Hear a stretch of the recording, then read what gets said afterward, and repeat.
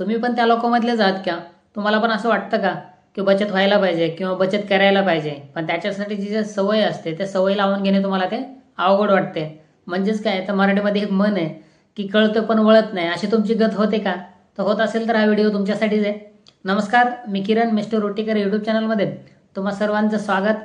आजचा विषय तुम्हाला समजलाच असेल की बचत तर करायची आहे, पण त्यासाठी जे सवय लावून घ्यायची आहे किंवा त्यासाठी जे सवय कशी लावायची किंवा ते बचत कुठं करायची याचे जे उपाय आहेत त्याचे जे सोल्युशन आहेत त्यावर आपण आज डिस्कस करणार आहोत आणि त्यातून आपण बचत कशी करायची आणि ते सवय कशी लावून घ्यायची हे आपण आजच्या व्हिडिओमध्ये शिकणार आहोत. तर व्हिडिओ शेवटपर्यंत पाहायला विसरू नका, जेणेकरून तुम्हाला ते बचत कशी करायची हे समजून येईल. तर व्हिडिओमध्ये शेवटपर्यंत राहा. तर तुम्हाला पाहायचं म्हटलं, खरं म्हटलं तर सर्वांची इच्छा असते की बचत करायची आहे, पण आपला पगार कमी आहे, पगारामध्ये सेविंग होत नाही किंवा खर्च जास्ती आहे, पगार कमी आहे. किंवा दुसरी गोष्ट अशी असते की आपण असं म्हणतो की महिन्याच्या शेवटी तुमचा पगार तर येतोय आणि तुम्ही असं विचार करताय की खर्च झाल्यानंतर आपण महिन्याच्या शेवटी जे काही उरेल ते आपण सेविंग करू. पण त्याच्यातून होतं असं किंवा त्याचं खरं पाहिजे झालं तर त्याचं होतं कसं की तुम्ही खर्च करतच राहता आणि महिन्याच्या शेवटी तुमच्याकडे काही उरतच नाही आणि तुमची बचत काय होतच नाही. म्हणजे शेवटी आपण जे सुरुवातीला म्हटलं तसं म्हणजे कळतं पण वळत नाही. म्हणजे काय, हातामध्ये काय काहीच राहत नाही. म्हणजे पैसा आला आणि गेला कधी हेच समजत नाही आणि तुम्ही महिन्याच्या शेवटी हेच म्हणताय की बाबा रे मला बचत तर करायची आहे, पण पैसे कुठं जातात आणि कधी खर्च होतात ते मला समजतच नाही. तर त्यासाठी जे काही उपाय आहेत त्यावर जे तुम्हाला उपाय करायचे आहेत ते आपण आता पुढील प्रमाणे पाहणार आहोत. तर व्हिडिओमध्ये शेवटपर्यंत पाहायला विसरू नका, शेवटपर्यंत राहा, जेणेकरून तुम्हाला याचा उपयोग होईल तुमच्या जीवनामध्ये सेविंग करण्यासाठी किंवा सेविंग करण्यासाठी जी सवय लावून घ्यायची त्यासाठी ते जे उपाय आहेत ते आपण पुढील प्रमाणे पाहणार आहोत. तर त्याच्यातला पुढचा जो उपाय आहे म्हणजे काय, सेविंग करणे हे काय आपल्या पगारावर अवलंबून नसतं, ते आपल्या कशावर अवलंबून असते की त्याचे जी सवय लावायची असते.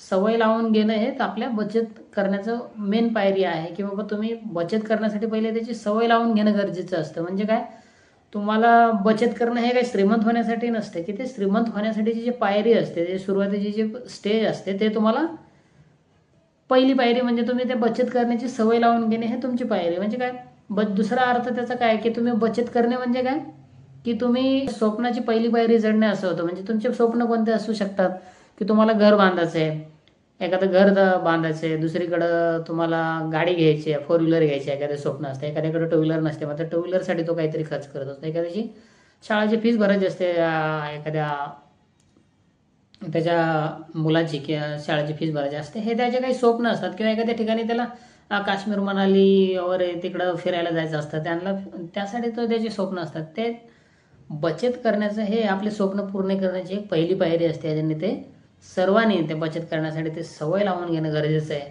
आणि त्याच्यावर जे उपाय जे असतात किंवा जर तुम्हाला असं वाटत असेल की माझी बचत होत नाही तर त्याच्यासाठी जे उपाय आहेत ते आपण पुढील प्रमाणे आहेत. आणि ते पुढील प्रमाणे कोणते तर ते पाहूया आपण. की त्याच्यातला पहिला उपाय आहे की तुम्ही पैशाला काम दिलं पाहिजे. तुम्ही असं केलं पाहिजे की तुमच्याकडे पैसा येतोय, महिन्याच्या महिन्यात जर तुम्ही कमवताय, पैसे येत आहेत तुमच्याकडे, पण हातात काहीच उरत नाही. असं का होतं? तर त्याचं मेन रिझन असं आहे की तुमचं बजेट नसतं. बजेट नसतं म्हणजे काय, तुम्ही मागच्या व्हिडिओमध्ये पाहिलंच असतं बजेट कसं केलं जातं. शिकलो ना आपण मागच्या व्हिडिओमध्ये, तुम्हाला मी शिकवलंच आहे की बजेट का केलं पाहिजे, कसं केलं पाहिजे, त्याच्यामध्ये कोणते कोणते घटक असतात, त्याच्यामध्ये कुठले कुठले पार्ट असतात, हे आपण शिकलेलं आहे. म्हणजेच काय की बजेट करणे किंवा एखाद्या सामान्य माणसाची सर्वात मोठी अडचण ही असते की सेव्हिंग नसणे. म्हणजे की त्याचं बजेट तयार नसतं, त्याच्याकडे बजेटच नसतं, म्हणजे त्याचं पैशाचं प्लॅनिंगच नसतं. तर मग सेव्हिंगचा तो विषयच नाही. तो शेवटी मग असंच म्हणतो की अरे माझ्याकडे पैसेच उरत नाही, माझ्याकडे पैसेच राहत नाही आहेत, तर मग मी सेव्हिंग कशी करू, माझ्याकडे बचतच होत नाही आहे, तर माझे पैसे उरत नाही. त्याचं मेन रिझन आहे की तुम्ही आधी बजेट करायला शिका, पैशाचं प्लॅनिंग करा आणि त्या प्लॅनिंगप्रमाणे तुम्ही त्या पैशाला काम द्या. तुमच्याकडे जो पैसा येतो तर तुम्ही त्याप्रमाणे त्या पैशाला काम दिलं पाहिजे, जेणेकरून तुम्हाला ते सेव्हिंगमध्ये हेल्पफुल होईल. दुसरी तुम्ही स्वतःला आधी पैसे द्यायला शिका. म्हणजे तुम्ही बजेट केल्याप्रमाणे जर तुम्ही स्वतः सेव्हिंग जर आधी केली, खर्च नंतर केला, की त्याचं आपण इक्वेशन पण पाहिलेलं आहे मागच्या मागामध्ये. तुम्हाला इक्वेशन पण दिलं की सेव्हिंग करण्याचं मेन इक्वेशन काय असतं की आता आपल्याला शिकवलं जातं शाळा वगैरेमध्ये, आपल्याला काय शिकतो कॉलेजमध्ये वगैरे, की तुम्हाला असं शिकवलं जातं की बाबा बचत म्हणजे काय, जर एकूण उत्पन्न मायनस मायनस खर्च असं शिकवलं जातं. पण त्याचं इक्वेशन आपण त्या मागच्या वेळेस किंवा आता सध्या तुम्हाला ते करणं उलटं करणं गरजेचं आहे. म्हणजे आज काय, एकूण उत्पन्न मायनस तुमचं सेव्हिंग असेल आणि राहिलेल्या पैशातून तुम्ही खर्च केला पाहिजे, जेणेकरून त्याचा अर्थ काय की पैसे तुम्ही स्वतःसाठी पहिलं द्या. पे युअर सेल्फ फर्स्ट, म्हणजे तुम्ही स्वतःसाठी आधी पैसे द्या, म्हणजे सेव्हिंग आधी करा.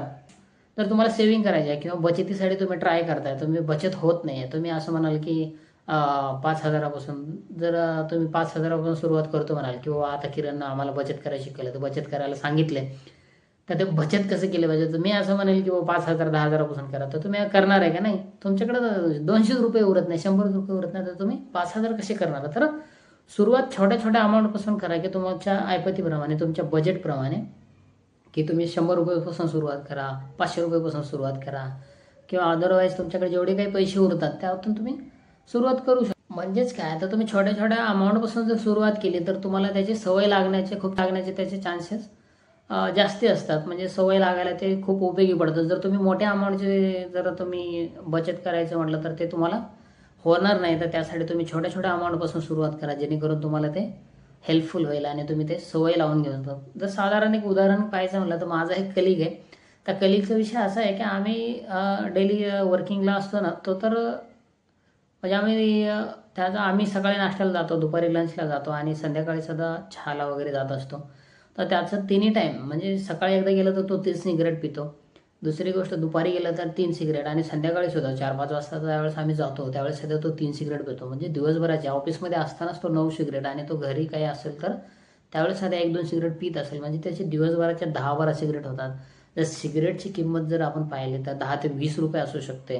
ते 10 ते 20 रुपये जर त्याचे दिवसभराचे असतील, 10 सिगरेट आणि 20 रुपयाचं किंवा 15 रुपयाचं सिगरेट म्हणलं तर त्यानं फक्त सिगरेटवर 150 रुपये खर्च करतो. आणि अदरवाईज त्याचा नाश्ता वगैरे जर पकडला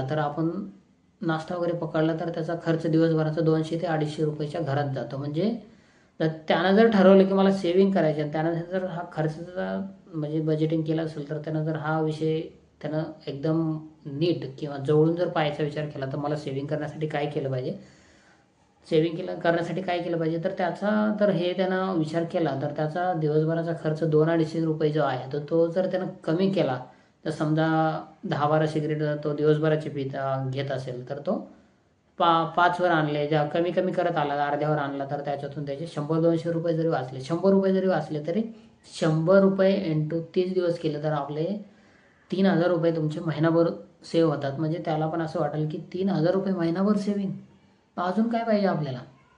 अरे तुमचे 100 रुपये जर तुम्ही तुमच्या खर्चातून जर करत असाल, तर हे 100 रुपये तुम्ही सुरुवात करताय सेव्हिंग करण्यासाठी, तुमचं सेव्हिंग करण्यासाठी जर तुम्ही 100 रुपये वाचवताय, तर तुम्ही महिनाभराचे 3,000 रुपये वाचवताय. मग तुम्हाला अजून कसलं सेव्हिंग पाहिजे, किंवा अजून काय, अजून याच्यातून अजून कुठली मोठी गोष्ट पाहिजे तुम्हाला सेव्हिंग करण्यासाठी? किती मोठे अमाऊंट पाहिजे? 3,000 बस झाले.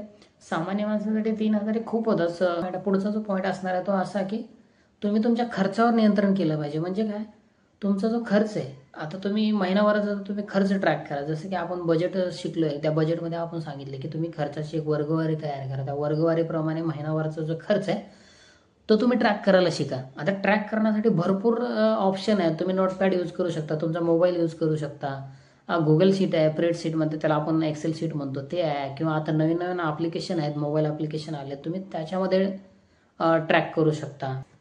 ज्यावेळेस तुम्ही, जसं मगाशी आपण उदाहरण घेतलं, ज्यावेळेस हा खर्च ट्रॅक करायला शिकाल, तुमचा महिनाभराचा जो खर्च आहे तो ज्यावेळेस असं ट्रॅक करायला शिकाल की तुमचे डोळे असे उघडतील, जे आपण डोळे बंद करून म्हणतो की माझ्याकडे सेव्हिंगला पैसेच उरत नाही आहेत, तर ज्यावेळेस तुम्ही खर्च ट्रॅक करायला शिकाल त्यावेळेस तुम्हाला ऑटोमॅटिकली तुमचे डोळे असे उघडतील, झोपच येणार नाही की आपण एखाद्या गोष्टीसाठी किंवा एखाद्या अनावश्यक जे हानिकारक आहे त्या गोष्टीसाठी सध्या दिवसभराचे 200-300 रुपये आपण खर्च करतो. म्हणजे हे खूप मोठी गोष्ट आहे त्या विचारानं केलं तर.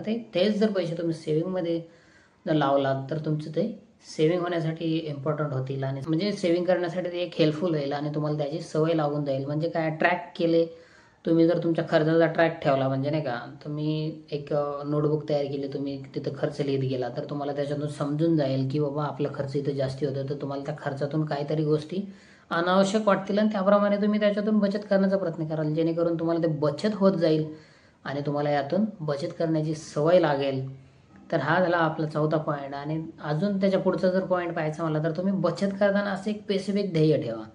बचत करायला शिकायला आता आपल्याला काय वाटतं की असं नॉर्मल जर बचत करायचं मग कंटाळवाणी वाटते, अरे यार काय बचत करणार, आज खर्च करूया ना, आज आपल्याला जेवायला जायचं, मग तिथं आपण खर्च करून टाकतो. म्हणजे असा त्याचा एक म्हणजे त्याला एक लिमिट राहत नाही आपल्याकडं. म्हणजे नाही का, आपण सेव्हिंग करायचं तर ते सेव्हिंगसाठी तुम्ही काय करा की एक ध्येय ठरवा.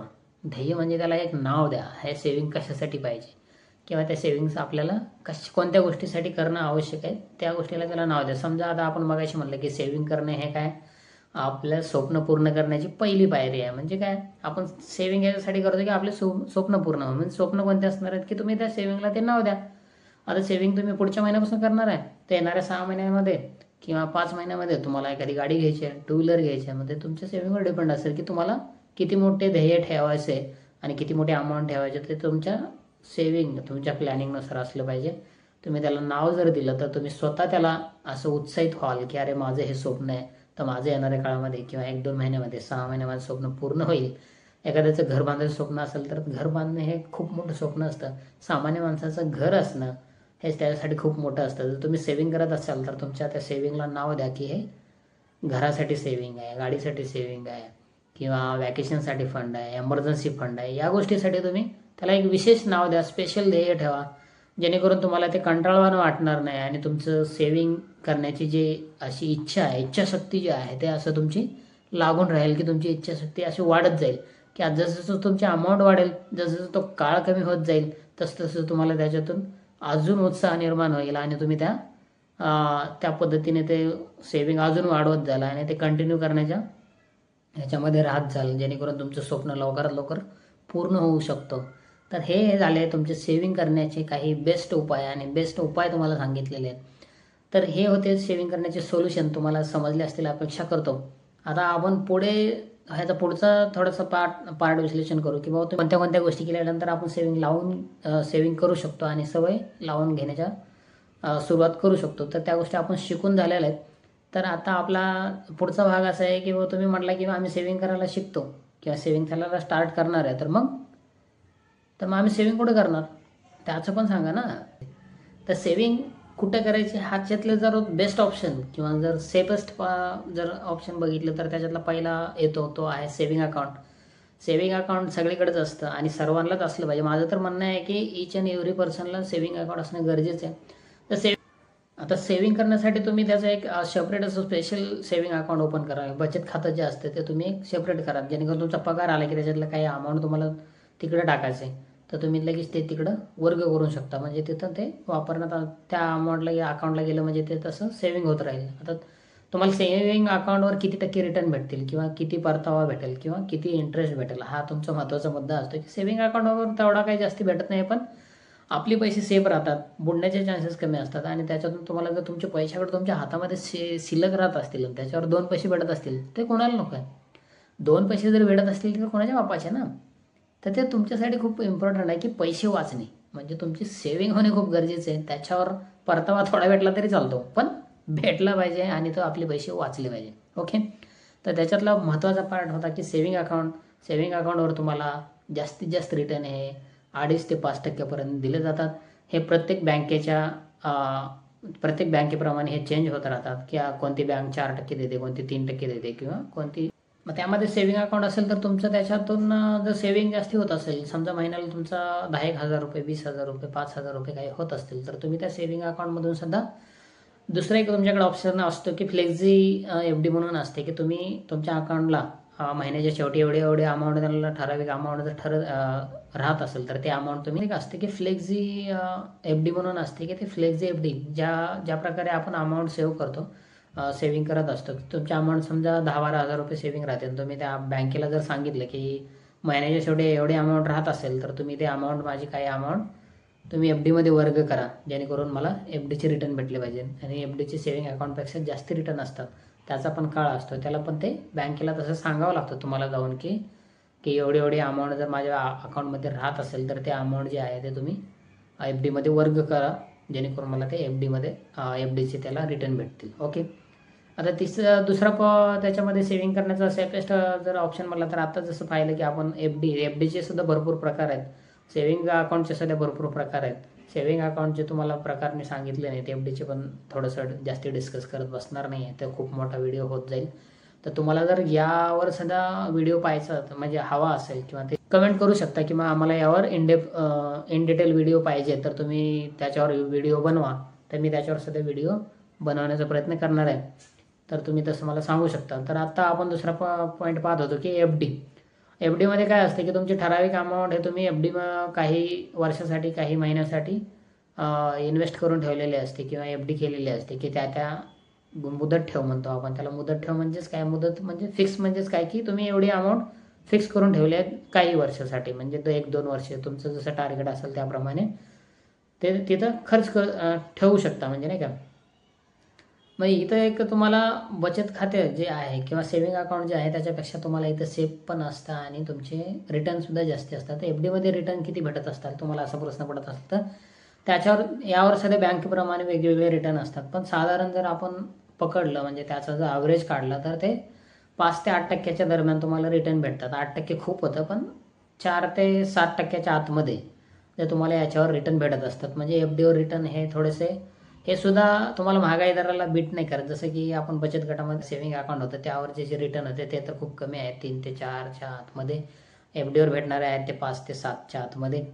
मग हे सुद्धा आपलं महागाई दराला बीट करत नाहीत, पण आपला पैसा राहतो आणि आपल्याकडे सेव्हिंग होणं गरजेचं आहे. आपण काय शिकतोय ह्या पार्टमध्ये तर ह्या भागामध्ये की सेव्हिंग होणं, आणि त्या सेव्हिंग होण्यासाठी आपल्याला सवय कशी लागेल त्याचे हे ऑप्शन पाहतोय, उपाय पाहतोय. की तर सर्वात महत्त्वाचा आपण पार्ट तोच पाहतोय की माझी सेव्हिंग झाली पाहिजे, आणि ते सेव्हिंग होण्यासाठी तुम्हाला काय करणं गरजेचं आहे की त्याची सवय लागणं गरजेचं आहे. तर त्यासाठी आपण हे 2-3 पार्ट पाहतोय. आणि तिसरा त्याच्यातला महत्त्वाचा गोष्ट आहे की आता तुम्ही म्हणताल एफ डीमध्ये तुम्ही सांगितलं की 10-12-20 हजार रुपये वगैरे तुम्हाला ठराविक कालावधीसाठी तिथे पैसे ठेवावे लागतात.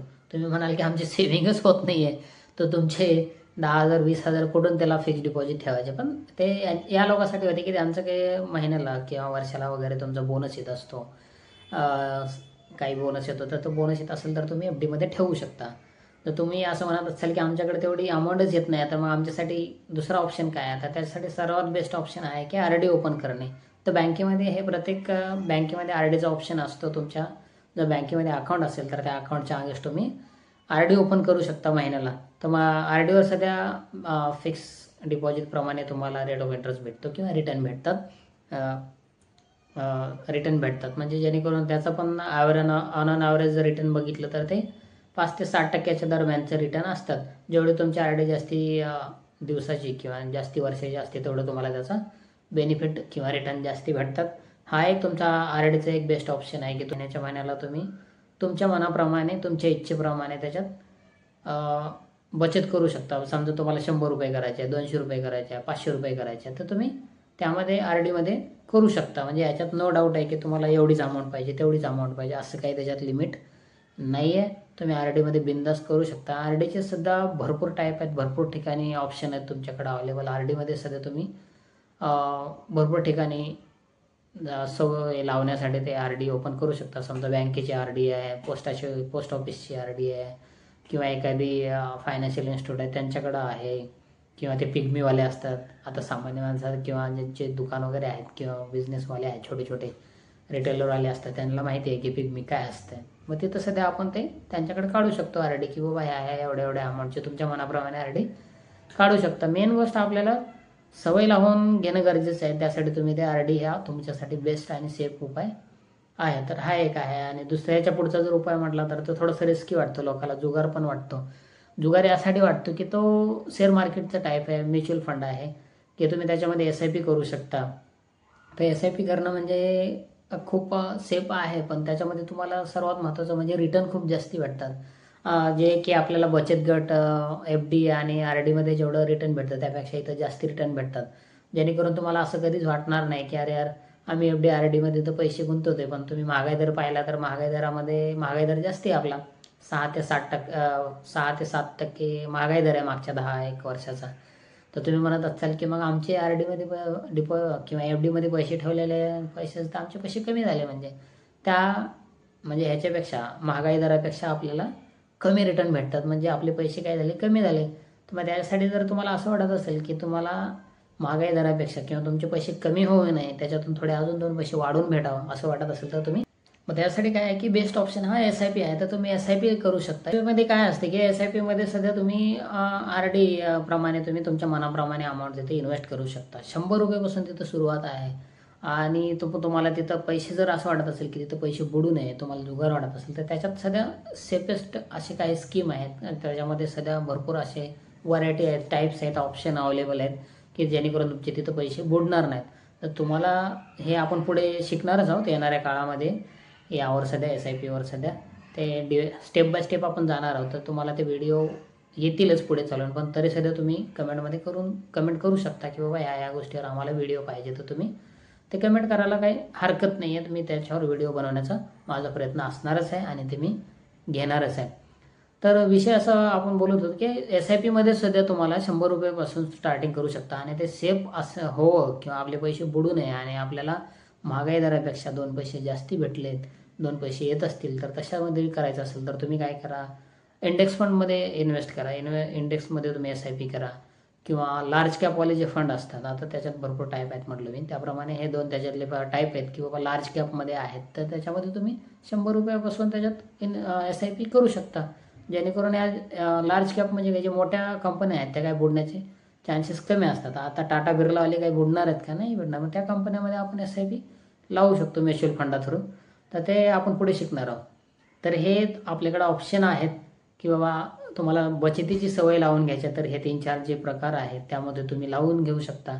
आणि तुमच्यासाठी आता येणारं मी चॅलेंज देतो की तुम्ही उद्यापासून किंवा येणाऱ्या पुढच्या महिन्यापासून असं स्वतःला ठरवून द्या की मी एवढे अमाऊंट बचतीसाठी ठेवत आहे किंवा करत आहे, किंवा RD करा किंवा SIP करा. तुमच्या मनाप्रमाणे जे तुम्हाला सेफ आणि योग्य वाटते ते करू शकता.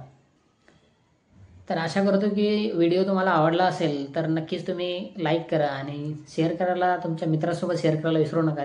जे असे मित्र आहेत की त्यांना असं वाटतं की अरे यार माझ्याकडं सेविंगसाठी पैसेच उरत नाही आहे किंवा माझ्याकडे सेविंगच राहत नाही, पगार येतो आणि 10 दिवसामध्ये संपून पण जातो, मग सेविंग कुठून करू, सेविंगसाठी काही पैसे राहत नाही आहेत. तर मी त्या लोकांसाठी हा व्हिडिओ त्यांच्यापर्यंत पोहोचवा जेणेकरून त्यांना समजून येईल की सेविंग कशी केली पाहिजे आणि त्याची सवय कशी लावून घेतली पाहिजे. तर त्यासाठी हा व्हिडिओ त्यांच्यापर्यंत जाणं गरजेचं आहे. तर तुम्ही दुसरी गोष्ट, तुम्ही जर चॅनलवर नवीन असाल तर सबस्क्राईब करायला विसरू नका, कारण येणारे जे व्हिडिओ आहेत त्याच्यावर खूप आता महत्त्वाचे टॉपिकवर आपण व्हिडिओ बनवणार आहोत आणि शिकवण्याचा प्रयत्न असणार आहे, जेणेकरून सामान्य माणूस हा आर्थिक साक्षर होईल. त्यासाठी माझा मेन उद्देश तो असणार आहे की बाबा त्यांच्यासाठी हा व्हिडिओ मला बनवायचे. तर ते तुम्ही सबस्क्राईब करा आणि दुसरी गोष्ट बेल आयकॉन सुद्धा प्रेस करा ना. बेल आयकॉन फ्रीमध्ये असते ना, जेणेकरून तुम्हाला त्याचं नोटिफिकेशन भेटेल.